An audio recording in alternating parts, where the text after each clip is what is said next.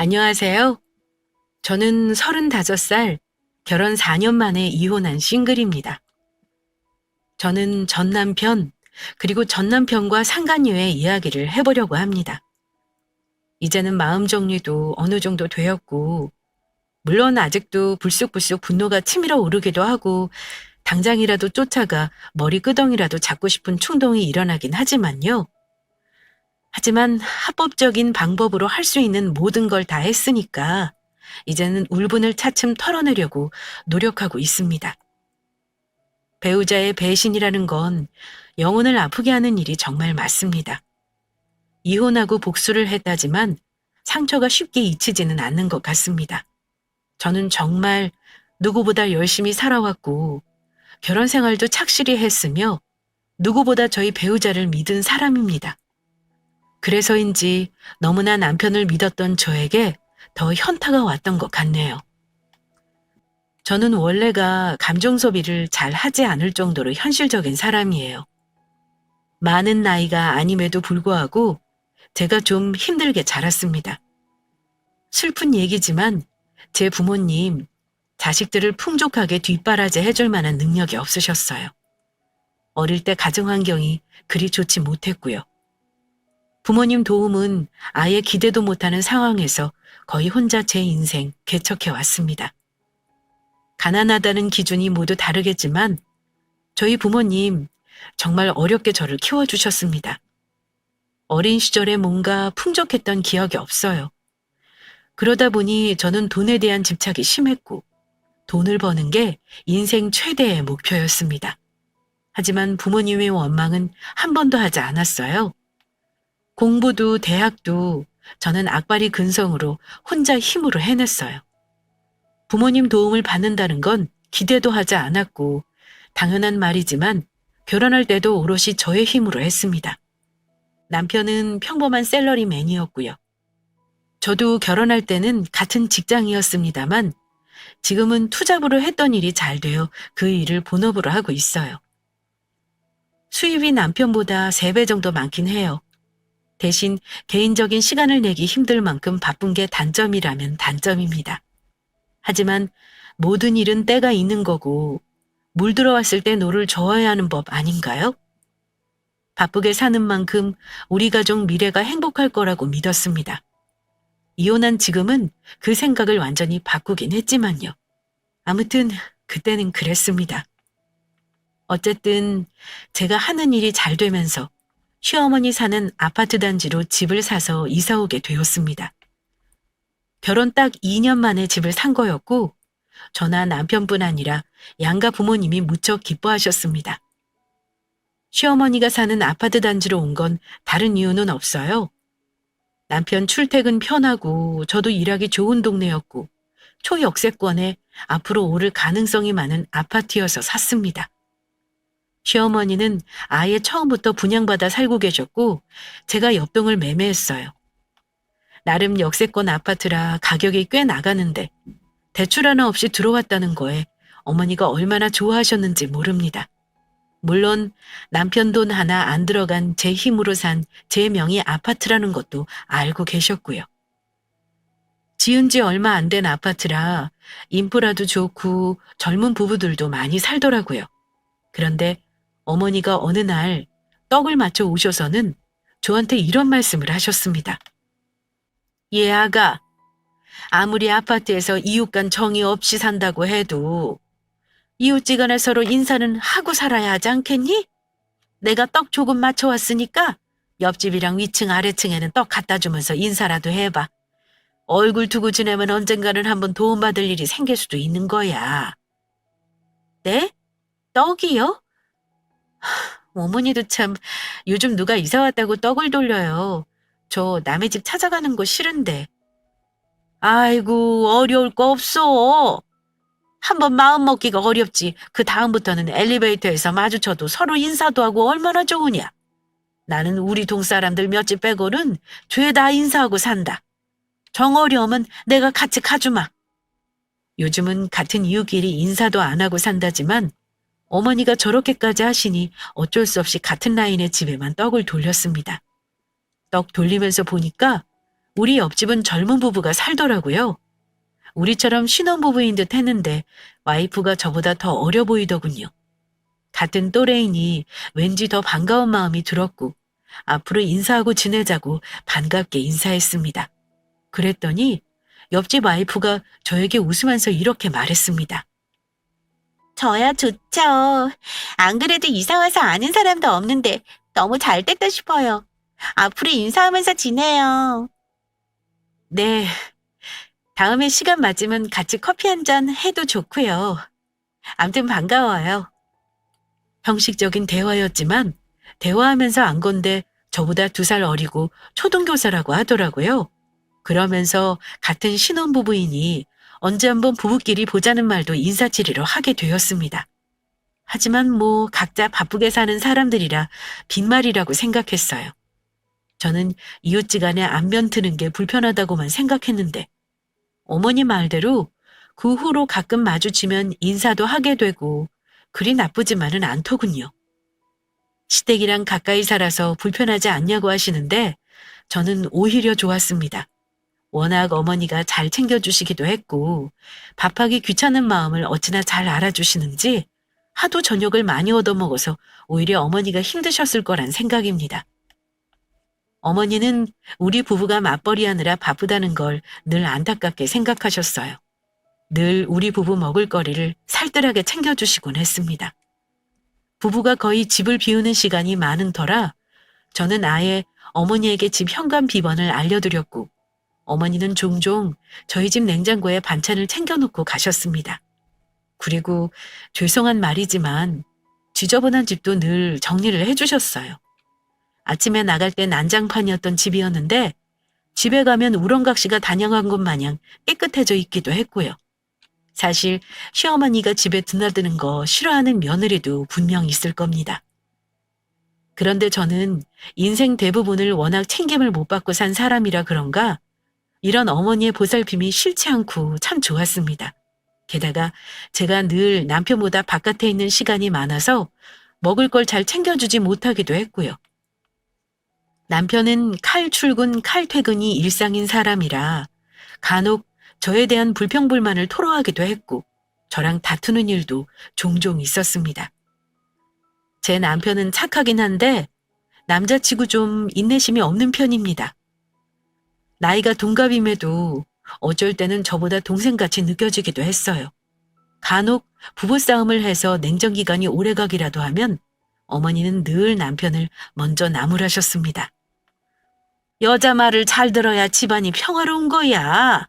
네 처가 얼마나 똑똑하고 야무진데 자꾸 네 고집 피우고 싸울 일을 만드는 거니? 그러지 말고 네 마누라가 하라는 대로 해. 여자가 돈 벌다 보면 늦을 수도 있고 집안일 신경 못 쓸 수도 있는 거야. 너도 바깥일하면서 그런 거 부부 사이에 이해 못하면 쓰니? 너 밖에서 다른 여자들 봐라. 너 이 집 산 것도 다 네 와이프 덕이라며. 무조건 네가 져주고 살아. 엄마, 내가 이 이상 어떻게 더 져주고 살아요? 돈 관리도 집사람이 해. 집 명의도 집사람 거고 다 집사람 마음대로 하잖아요. 근데 아무리 돈 좀 번다고 집안 살림 너무 신경 안 쓰는 거 한 소리 할 수도 있는 거죠. 그럼 네가 하면 될 거 아니냐 이놈아. 너도 같이 사는 집인데 왜 네 일이 아니라고 생각하는 거냐? 나는 너 이렇게 안 키웠어? 이런 말을 하실 정도로 어머니는 저를 예뻐하셨습니다. 제가 바빠서 사실 살림을 엉망으로 해도 싫은 소리나 잔소리 한 번 안 하셨고요. 어머니 눈에 보이면 그냥 당신이 직접 치워주시는 분이셨습니다. 이사 오고 나서 갑자기 일이 바빠지는 바람에 어머니는 거의 하루 걸러 하루씩 저희 집을 들락거리며 제 살림을 돌봐주셨습니다. 이사 와서 1년이 넘도록 참 바쁘게 지냈던 것 같네요. 그 사이에 저는 수입도 더 늘었고 그만큼 몸은 힘들었습니다. 집에 오면 씻고 자느라 바빠서 남편 얼굴 제대로 못 보는 경우도 많았고요. 그런데 이사 온 지 1년이 좀 지났을 무렵쯤에 작은 문제가 생겼습니다. 원래 사람 사이를 틀어지게 하는 건 큰일이 아니라 작은 거에서 시작되는 법이라던데 그냥 착각이라고 치부하기에는 이건 아니다 싶은 일이었어요. 이상하게 어머니만 우리 집에 다녀왔다 가시면 크고 작은 제 물건들이 자꾸 없어지는 일이 생기는 겁니다. 처음에 제 화장품이 사라졌을 때는 착각인 줄 알았습니다. 어디 다른 곳에 놔뒀다고 생각했고 대수롭지 않게 넘겼어요. 그런데 그 다음에는 제가 아껴 쓰던 향수가 없어졌습니다. 그리고 그 다음에는 드레스룸에 걸어놓았던 스카프가 없어졌고요. 남편이 제 물건에 손을 대는 일은 없을 테니 그렇다면 남은 사람은 하나, 우리 집에 자유롭게 드나드시는 시어머니밖에 없었습니다. 시어머니에게는 정말 죄송한 말이지만 사람이 눈앞에 욕심나는 물건이 있으면 그럴 수도 있는 거잖아요. 어머니에게 대놓고 물어볼 수도 있는 거긴 한데 괜히 기분 나쁘실 수도 있을 것 같아서 국립 끝에 소형 CCTV를 거실에 설치했습니다. 범인을 잡겠다는 마음보다는 뭐랄까 그냥 자초지종을 알고 싶었어요. 혹시나 해서 남편에게도 말하지 않았고요. 그런데 한동안은 없어지는 물건이 없더라고요. 그런데 한 달쯤이 지났을 무렵 또 제 물건이 사라진 걸 알았습니다. 이번에는 기가 막히게도 팔찌였어요. 중요한 미팅이 있을 때만 꺼내 착용하는 비싼 브랜드 팔찌였고 혼자서는 절대 풀 수 없는 다들 아시는 브랜드의 그 팔찌입니다. 매일 착용하는 게 아니니 정확히 언제 없어진 건지도 모르겠더라고요. 혹시나 해서 이리저리 찾아봤지만 없어진 게 확실했습니다. 다른 것도 아니고 고가의 물건이 없어지니까 그때는 저도 화가 나더라고요. 그래서 CCTV 녹화된 메모리를 꺼내 확인을 해봐야겠다 싶었습니다. 하지만 날짜와 양이 너무 방대해서 저 혼자는 도저히 할 수가 없겠더라고요. 그래서 일단 메모리를 꺼내 제 노트북에 다운로드하여 놓고 남편에게 살짝 도움을 요청했습니다. 아니길 바랬지만 만에 하나 어머니가 그러신 거라면 어차피 남편이 알게 될 일이기도 했으니까요. 여보, 당신 혹시 내 물건 말이야. 필요해서 가져간 적 있어? 이번에 내 팔찌가 없어졌거든? 상자는 멀쩡히 있는데 팔찌만 없어진 거 보니까 분명 누가 꺼내간 게 확실한데 혹시나 해서 물어보는 거야. 뭐? 당신 팔찌를 내가 가져갈 일이 뭐가 있겠어? 그럴 일 없어. 그럼 내 향수나 스카프 없어진 것도 당신이랑은 상관없겠네? 내가 여자 물건을 뭐에 쓴다고 가져가겠어? 왜 그러는 건데? 실은 몇 달 전부터 자꾸 내 물건이 사라지는 거야. 그것도 좀 값 나가는 것만 골라서 말이야. 그래서 내가 한 달 전쯤에 집에 카메라를 달아놨거든? 근데 어제 보니까 내 팔찌 있지? 그게 없어졌지 뭐야? 이건 분명 누가 가져간 거구나 싶은데 당신 알다시피 우리 집에 오는 사람 당신이랑 어머니밖에 더 있어? 나도 이러기는 싫지만 녹화된 영상 같이 확인 좀 해줄 수 있어? 날짜 나눠서 같이 좀 봐줘. 여기 메모리 카드야. 저는 미리 빼놓은 CCTV의 메모리를 남편에게 건넸습니다. 그런데 남편은 저의 얘기를 듣는 순간 얼굴이 사색이 되면서 놀라는 겁니다. 뭐? 카메라? 당신 미쳤어? 대체 무슨 생각인 거야? 왜 같이 사는 사람 집에 함부로 그런 걸 설치한 건데? 남편은 기분 나빠하면서도 당황한 기색이 역력했습니다. 소리까지 지르며 노발대발 화를 내는데 자기 엄마를 의심한 게 기분이 상했구나 생각했습니다. 혹시 당신 어머니 의심하는 것 같아서 기분 상한 거야? 나도 그러고 싶지는 않아. 하지만 뭐든 확실한 게 좋잖아. 나는 어머니를 믿지만 그렇다고 내 물건에 발이 달린 게 아니라면 뭔가 이유가 있을 거 아니야. 게다가 이번에 없어진 거 진짜 비싼 거란 말이야. 그래도 그렇지. 그걸 우리 엄마가 가져갔다는 증거는 없잖아. 당신 대체 언제부터 CCTV 설치해 놓은 거야? 그리고 그동안 한 번도 녹화된 건 확인 안 한 거고? 어디야? 어디다가 달아놨어?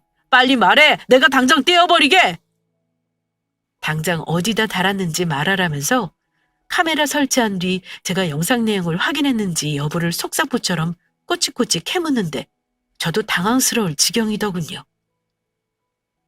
거실에 달아놨어. 커튼박스에 보면 있을 거야. 근데 당신 뭐 그리 화를 내? 내가 어머니라고 범인을 단정 지은 것도 아니고 그냥 같이 확인만 해보자는 거잖아. 내가 엄한 데 두고 잃어버린 거면 이렇게까지 말 안 했어. 그래서 당신은 같이 확인 안 해주겠다는 거지? 당신 말대로 이 집 드나드는 사람은 나랑 엄마뿐인데 나는 범인이 아니라는 거 당신도 알잖아. 그럼 남은 건 우리 엄마고. 그럼 영상 안 봐도 뻔하잖아. 안 그래? 어쨌든 나는 굳이 이 영상 뒤져서 우리 엄마가 그랬다는 거 확인하고 싶지 않아. 그럼 나는 어쩌라는 거야? 그냥 이대로 넘어가라고? 이렇게 하자. 일단 카메라는 오늘부로 내가 없앨 거야. 그리고 메모리는 당장 지금 지워. 대신 내가 엄마한테 따로 잘 말씀드릴게. 이번에는 내가 둘러대고 넘어갔지만 다음번에는 당신이 의심할 것 같으니까 다시는 그런 짓 하지 말라고 단단히 말씀드릴게. 그 편이 당신한테도 편할 일 아니야? 그래. 그렇긴 하지. 그럼 당신이 책임지고 어머니한테 말씀드릴 거야? 그럼 없어진 물건도 당신이 알아서 돌려받아줘. 나는 모른 척 할게. 알았어. 내가 책임지고 돌려받을게. 근데 당신 CCTV 영상 확인 안 한 거 확실한 거 맞지? 확인 못했어. 한 달치를 다 확인하려니까 양이 너무 많더라고. 하루 종일 앉아서 그거만 들여다볼 수는 없잖아. 암튼 그럼 나는 당신만 믿는다. 어쨌든 앞으로는 절대 나 모르게 이런 짓 하지 마. 나 정말 기분 나쁘니까. 입장 바꿔서 내가 당신 모르게 달아났다고 생각해봐. 당신도 기분 나쁠걸? 결국 저는 남편에게 카메라 커밍아웃을 하고 타박만 잔뜩 들었습니다. 영상도 확인하지 못한 채 메모리 카드는 남편 손에 들어가게 되었고요. 근데 문득 머리 한 구석에 이상한 의심이 드는 겁니다. 이게 뭐라고? 저렇게 화를 낼 일인가? 하고 말입니다. 남편은 저에게 영상을 확인했는지 여부를 수차례 확인했는데 그 모습은 어머니가 제 물건을 가져간 걸 확인했을까봐 걱정하는 사람의 태도가 아니었습니다. 제가 영상을 봤는지 안 봤는지 여부를 유독 물어보는 게 뭔가 느낌이 이상했달까요? 너무 오버한다 싶었어요. 사실 남편에게 메모리를 건네긴 했지만 제 노트북에 미리 다운로드해둔 CCTV 영상이 있다는 건 말하지 않았습니다.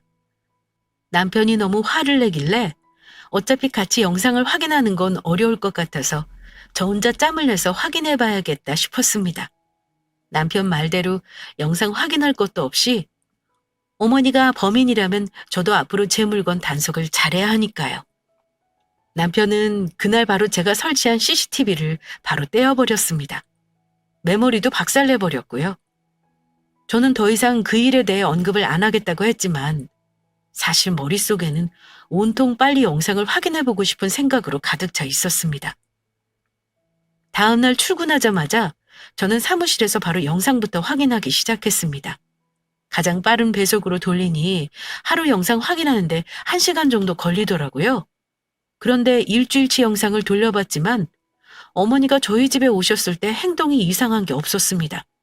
청소하시고 빨래 개어주시고 간혹 소파에 앉아서 커피 한잔 하시고 나가시는 게 거의 다였어요. 그래도 팔찌 없어진 날은 찾아야 하니 영상을 꼼꼼하게 확인하고 있었습니다. 그런데 2주째 영상을 확인하고 있을 때였습니다. 아마도 주말이었던 것 같네요. 저는 주말에 더 바쁜 사람이라 아침 일찍 집을 나서는 모습이 찍혀 있더군요. 하지만 주말은 어머니도 저희 집에 안 오시고 당신 볼일을 보시기 때문에 그냥 빨리빨리 넘겨서 보자 싶었습니다. 그런데 제가 출근하고 1시간 뒤쯤 영상에서 전혀 예상치 못하던 사람이 등장했습니다. 지금 생각해도 치가 떨리는데요. 글쎄 웬 여자가 우리 집 거실로 들어서는 모습이 찍혔더라고요.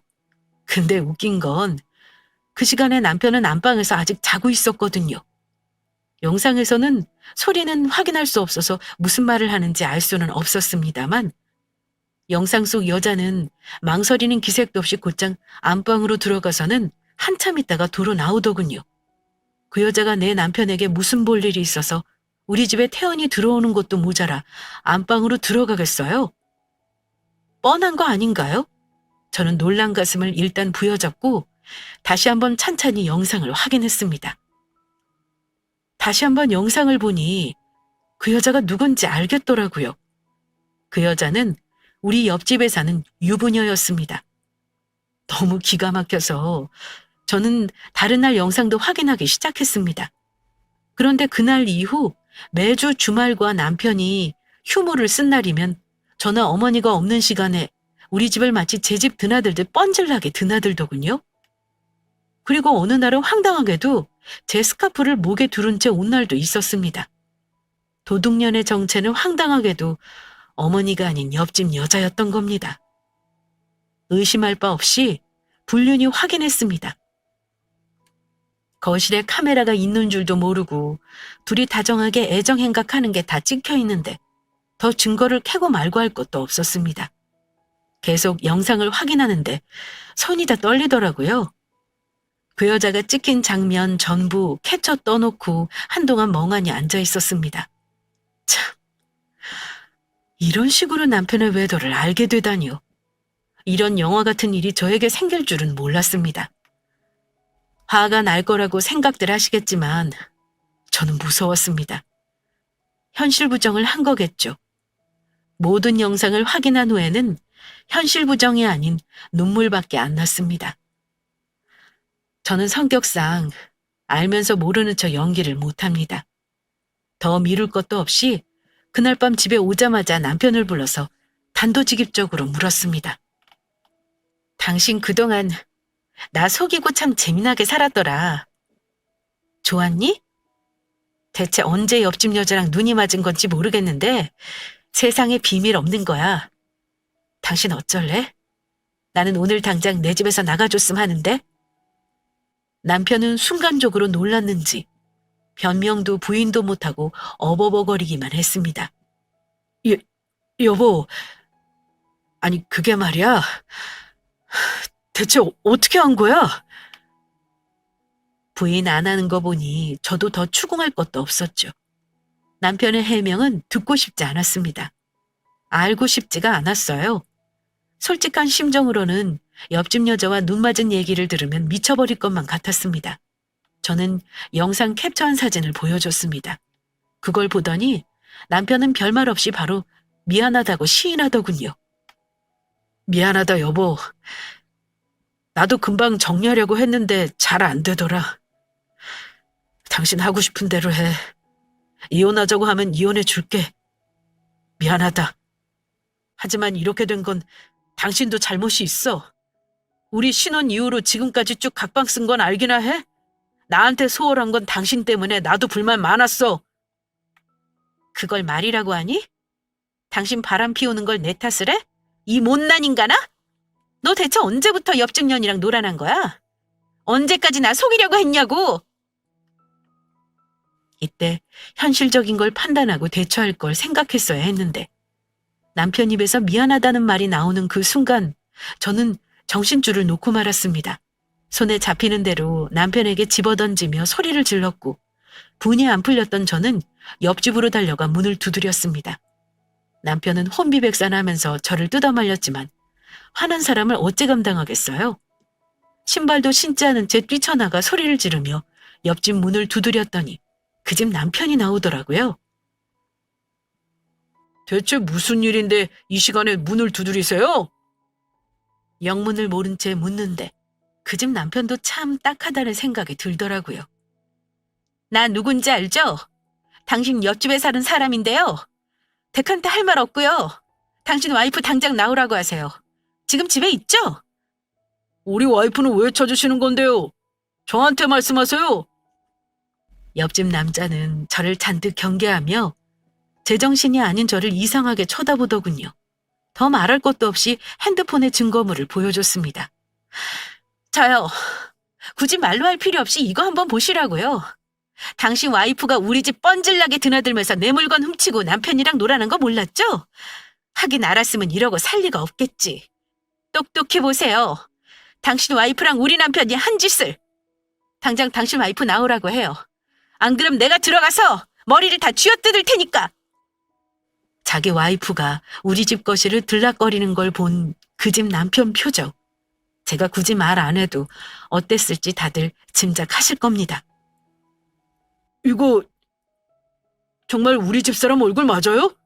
이게 우리 집사람이라고요?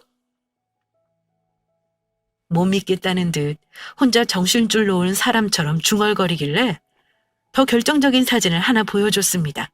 그랬더니 옆집 남자는 자리에 아예 털썩 주저앉아 버렸고요. 저는 그 남자를 제치고 그 집 안으로 들어갔습니다. 거실로 들어가니 불안한 얼굴로 옆집 여자가 서 있더군요. 그 얼굴 보자마자 저도 이성을 잃고 소리를 지르며 그년 머리채부터 휘어잡았습니다. 야, 이년아! 네가 인간이니? 어디 건드릴 게 없어서 남의 남편을 건드려.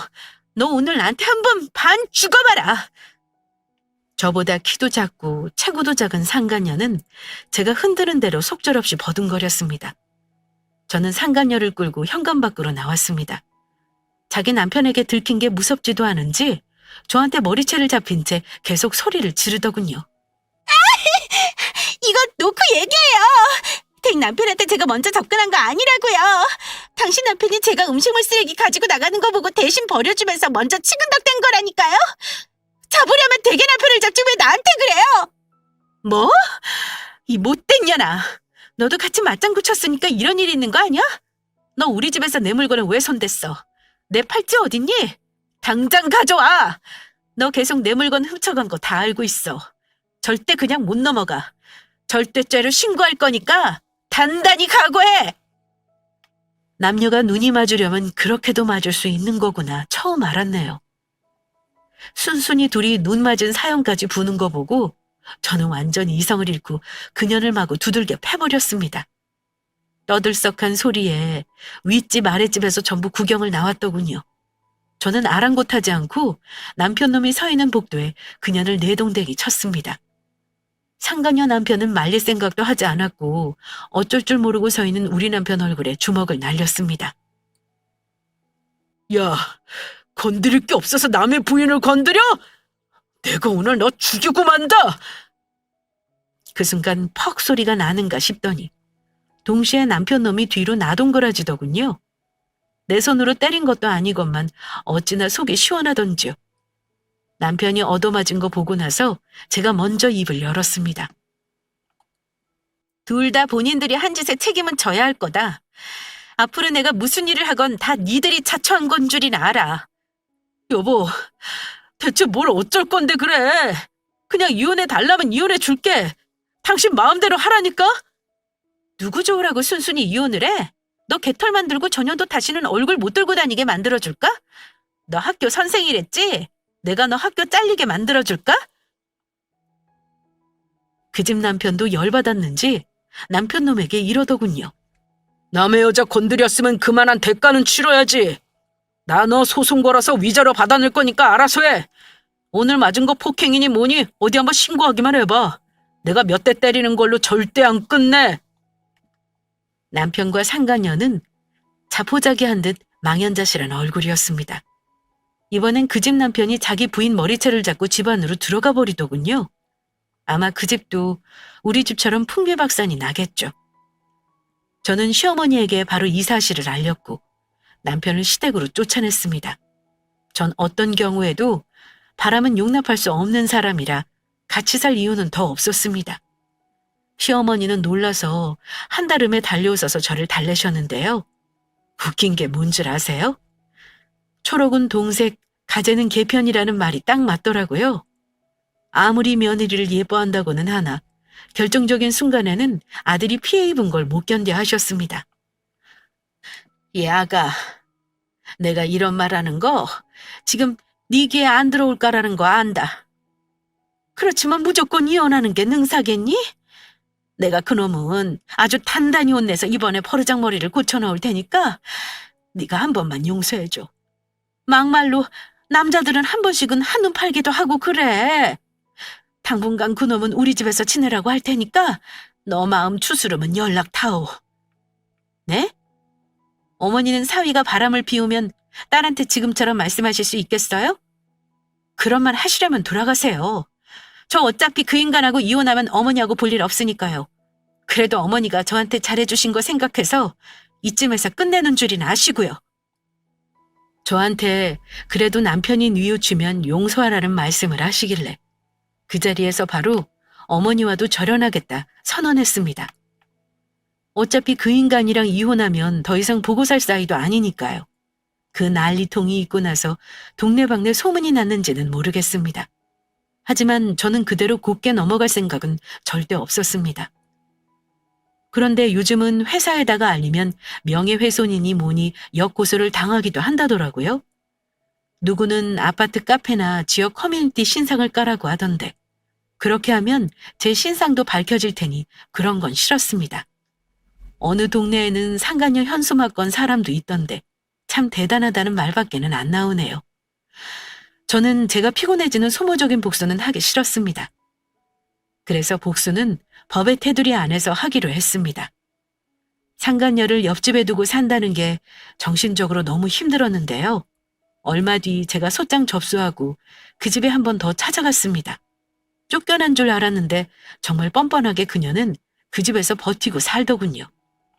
저는 괴로워서 남편을 쫓아내고도 친정에서 지내고 있었는데 말입니다. 문을 두드렸더니 웬일로 순순히 문을 열어주는 겁니다. 그리고는 저를 째려보면서 이러더군요. 소송을 하든 말든 마음대로 할 것이지 대체 왜 또 온 건데요? 당신만 가정 파탄난 줄 알아요? 나도 마찬가지라고요. 그리고 왜 나 절도로 고소했어요? 내가 팔찌 돌려줬잖아요. 참나. 적반하장도 유분수지. 그녀는 자기 가정 파탄났다며 제 탓을 하더군요. 게다가 제가 절도로 고소한 걸 따지기까지 했습니다. 아직 정신을 못 차렸구나 싶더군요. 저는 상간녀 소장을 그녀 얼굴에 집어던지고 이렇게 말했습니다. 너는 앞으로 절대 두 다리 뻗고 못 살 거야. 지금 남편이랑 이혼하고 혹여 재혼할 생각도 하지 마. 너 먼 훗날 재혼하거나 네가 애를 낳거나 그 애가 사춘기가 되고 결혼하게 될 때 그중에 네가 잃을 게 제일 많을 때쯤 내가 꼭 다시 찾아가서 망쳐줄 테니까 그런 줄 알아. 너 평생 나를 염두에 두고 살아야 할 거야. 나중에는 나를 원망하겠지. 근데 절대 나를 지우지 말고 네 시련이라 생각하지 마. 네가 자초한 일이니까.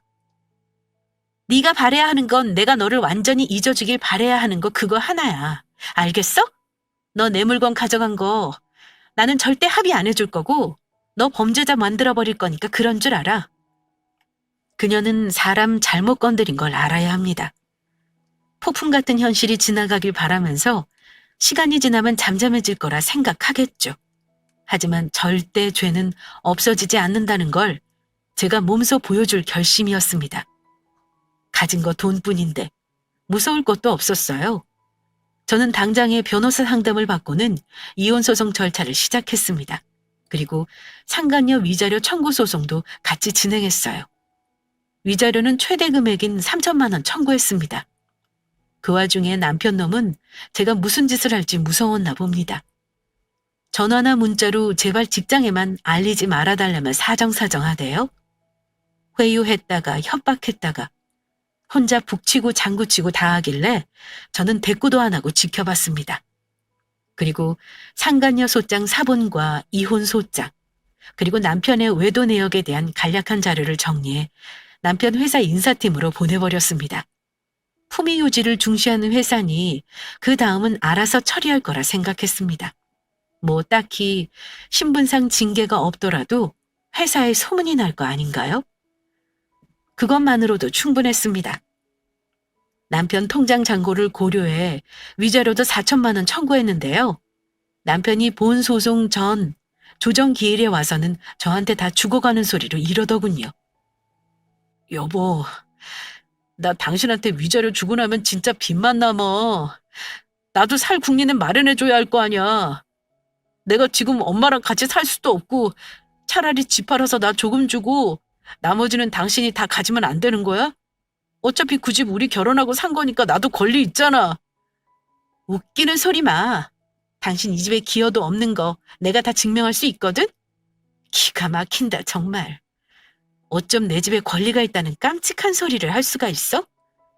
나 위자료만 받고 끝내려고 했는데 열받아서 안 되겠다. 당신 이 동네에서 얼굴 못 들고 다니게 해줘? 저는 법적인 테두리 안에서 할 수 있는 조치는 다 했습니다. 그런데도 남편의 태도를 보니 분이 안 풀리더라고요. 저는 이혼 소송 중에 떡집에 가서 백설기 떡을 한 말 맞췄습니다. 그리고 사장님에게 떡 포장 스티커에 글자를 새겨달라고 주문했어요. 우리 동 801호, 802호에는 상간남과 상간녀가 삽니다. 떡집 사장님은 몇 번이나 저에게 문구를 확인하면서 제 눈치를 살피더군요. 손님, 정말 이렇게 써붙이는 거 맞을까요? 네, 맞아요. 설마 제가 장난치는 거겠어요? 저는 떡집 사장이 묻는 말에 아랑곳하지 않고 맞춘 떡을 가지고 돌아와 그날 우리 동 1층부터 25층까지 한 집도 빠짐없이 떡을 돌렸습니다. 아직도 잊을 수가 없네요. 제가 주는 떡을 받으면서 웃는 얼굴이 갑자기 당혹스러운 얼굴로 바뀌던 주민들의 모습 말입니다. 떡을 돌리며 801호는 이사 간다는 말도 덧붙였습니다. 아마 그 떡으로 인해 아파트에 서로 눈 맞은 연놈들이 있다는 소문은 날개를 달았을 거라 생각합니다. 며칠 후 남편이 어머니 통해 소문을 들었는지 꼴에 창피하긴 했나 봐요. 당신 참 대단하다. 꼭 이렇게까지 해서 나를 망신 주고 우리 어머니까지 얼굴 못 들고 다니게 해야겠어? 이제 속이 시원하니? 나 당신 위자료도 줘야 하고 옆집 남자한테 소송당한 것도 위자료 줘야 하는 거 알잖아. 이쯤 했으면 됐으니까 당신도 이제 그만해. 망신인 거 아는 사람이 대담하게 옆집 여자를 집에 들이니? 상간남 소송 당한 건 쌤통이네. 당신 그 집 남편한테 맞아 죽지 않은 걸 감사해야 할걸? 이런 일로 칼부림 나는 거 모르니? 아마 당분간 당신은 밤길 조심하고 살아야 할 거다. 옆집 남자는 역시나 예상대로 남편을 상대로 상간남 소송을 걸었더군요. 아마 그쪽도 이혼을 진행하고 있는 듯 했습니다. 결국 양쪽 집안이 전부 파탄이 나고 말았네요. 그 후 저는 살던 집을 전세주고 이사를 나왔습니다. 들은 바로는 옆집 남자는 여자를 친정으로 쫓아냈다고 하더라고요. 다행인지 불행인지 그 뒤로 얼굴을 마주친 적은 없었습니다. 이혼 소송은 당연히 제가 승소했고요. 위자료도 제가 원하는 금액으로 판결받았습니다. 이혼 소송 석 달 뒤 상간녀 소송이 끝나고 판결문을 받았습니다. 위자료는 1,800으로 나왔더라고요. 상간녀는 빨리 마무리 짓고 싶었는지 당장의 돈을 입금했더군요. 절도로 고소한 건은 검찰로 송치되고 나서 아마 벌금형을 받은 것 같았습니다. 아마 초범이니 그랬던가 봐요. 이 일로 상간녀 직장에서도 아마 톡톡히 곤욕을 치렀을 거라 예상합니다. 솔직히 저도 그 판결문 받고 정말 많이 고민했습니다. 상간녀의 학교에 뿌려버릴까? 그년 부모한테 보낼까? 어디 페북이나 인스타에 올릴까 하고요. 저더러 정신승리라 할 수도 있겠지만 이런 일은 직접 그 입장이 되어보지 않고서는 당하는 사람 심정 모릅니다. 그러니 남편이랑 상간녀 조져봤자 뭐하냐는 속없는 말은 삼가주시길 바랍니다. 당해보신 분들은 제 심정 잘 아실 겁니다. 상간녀 복수하고 싶다면 꼭 남편부터 잡으라는 말들도 하시는데 이런 말은 자기 일 아니라고 상간녀 편 들어주는 행동입니다. 하지만 이제 복수는 그쯤에서 그만두기로 했습니다. 이제는 그 에너지를 저에게로 돌려야겠다 싶어서요. 복수에 눈을 밝히고 있는 제 자신이 너무 불쌍하더라고요. 지금은 돈 버느라 제 삶이 너무 바쁜 나머지 앞만 보며 살고 있습니다. 혹시 지금 배우자가 바람이다 뭐다 해서 힘들어하시고 앞길이 막막해 하시는 분 있으신가요? 저는 워낙 냉정한 성격이긴 해도 상처받고 가슴 아팠던 건 사실입니다. 그래도 흔한 말로 살다 보니 괜찮아지네요. 내 주위에는 나보다 더 심한 일 겪은 사람도 있고 반대로 행복하게 지내는 사람도 있지만 정말 사람 사는 나름인 것 같아요. 이제는 복수가 부질없다 생각하긴 합니다만 단 한 가지 늘 머릿속에서 상상하는 게 있긴 합니다. 만약 훗날 전 남편이나 상간녀가 혹여 다른 사람하고 혼인을 한다면 저는 꼭 그 결혼식에 가보고 싶어요. 가서 상대방 부모나 가족에게 꼭 말해주고 싶습니다. 당신 사위, 당신 며느리가 이런 사람이었다고 말입니다. 이런 일이 일어나지 않더라도 언젠가는 천벌받을 거라 믿어 의심치 않습니다. 세상이 그런 거 아니겠어요? 인과응보라는 말 괜히 있는 거 아니라고 생각합니다.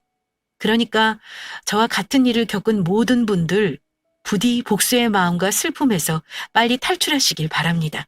그리고 배우자의 외도를 자기 탓으로 돌리는 일은 절대 없었으면 하네요. 잘못은 바람 피운 연놈들이지 그걸 알지 못한 내 탓이 아니라는 거 꼭 아시고요. 이혼 후에도 살 날은 길고 나를 아껴야 또 다른 행복이 온다는 것 늘 명심하시길 바랍니다. 제 이혼 사연은 여기까지입니다. 긴 사연 들어주신 구독자분들 감사드립니다.